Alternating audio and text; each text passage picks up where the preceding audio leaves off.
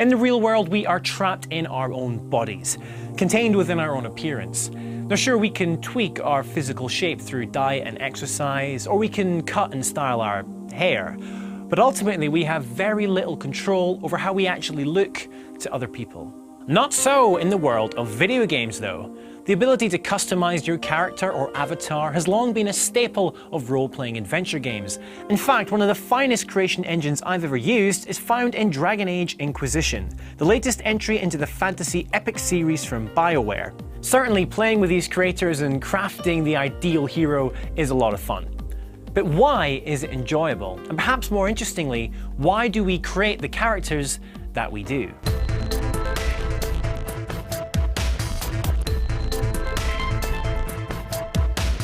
To find the answers to these questions, I started by asking a few of my lovely colleagues here at the CBS Interactive London office to have a blast at making a character in the Dragon Age Inquisition editor. Naturally, I filmed the process, so kick back, have a watch, and maybe ask yourself if you can see any similarities between what you do in character creation and what these guys said. When you've got all of the options available to you, I think I naturally go towards trying to build me. I kind of always make a character that has essence of me, but then is better than I am. Better cheekbones than I have. Generally, they're not short or weedy in video game land, so it's kind of like me if I was put into an Ausometer machine or something like that. It's my wife.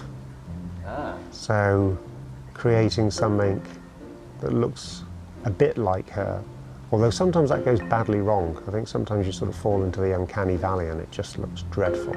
I'm gonna go for two-handed warrior, because I like the idea of just attacking without defending. Is there the option to give myself a bum chin? Because Yes, the bum chin slider. Bum chin slider. How much of a bum do you want your chin to look like? I'd like it to look quite like a bum. Jowls, no. I tend to name my characters after war leaders. So Napoleon, Churchill, things like that. Done. Basil the Destroyer, he is ready. Wonderful. Drugon. Very good. I'm going with Drugon. Now, as some of you might have guessed, one of these people isn't actually a colleague of mine. In fact, Mark Coulson is a reader in psychology at the University of Middlesex, and as long-running Reality Check fans will surely remember, a regular expert on the show. So I sat down for a proper chat with Mark to get the detailed psychology angle on all of this, and also to try and figure out exactly what's going on inside my weird colleagues' brains. A really attractive idea when we're creating an avatar is to create an ideal version of our own self. So that's something, or someone rather, who is more attractive, stronger, more athletic looking. One of the problems with that type of idea is that if you create something which is too ideal, too heroic and too godlike, then you can actually lose the sense of immersion. Immersion requires there to be some sort of physical or psychological link between you and the avatar that you're playing. If that distance is too great, then this is no longer me, it's somebody else. Many people want to maintain the illusion that when you play the game, this is not you driving a character, this is you.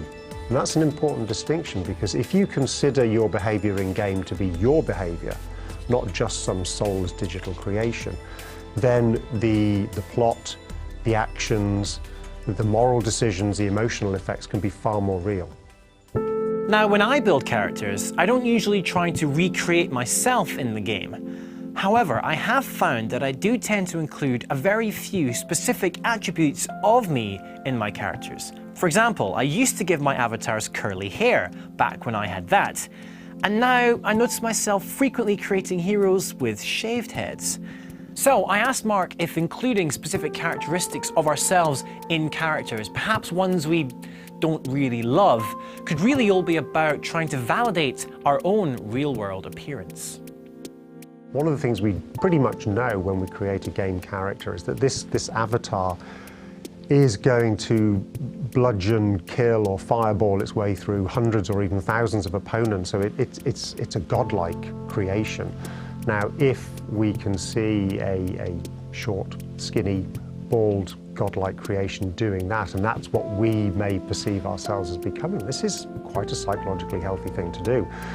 The fact is that as physical entities, as physical selves, we are trapped within our bodies.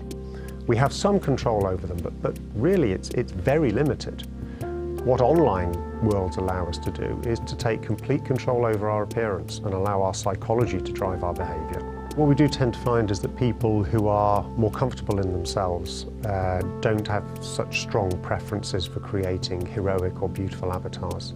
Similarly, people who score high on the personality dimension of agreeableness, that is, they're very easygoing, they get on well with people, tend to create avatars that are less ideal than people who score low on this personality dimension. Now, as Mark alluded to, not everybody creates a character resembling themselves in any way. And if this describes you, then fear not. On next week's episode, I'm going to do a part 2 of the psychology of character creation, focusing on creating different characters, including why as much as 30% of men choose to play as women, and also how the character you create can actually have an impact on your own life and real-world behaviour. So make sure you come back next week for that, and in the meantime, why not leave me a comment about this episode in the box down below, or of course you can send me a tweet at @CamFrazRob. Okay folks, thanks for watching, see you next week.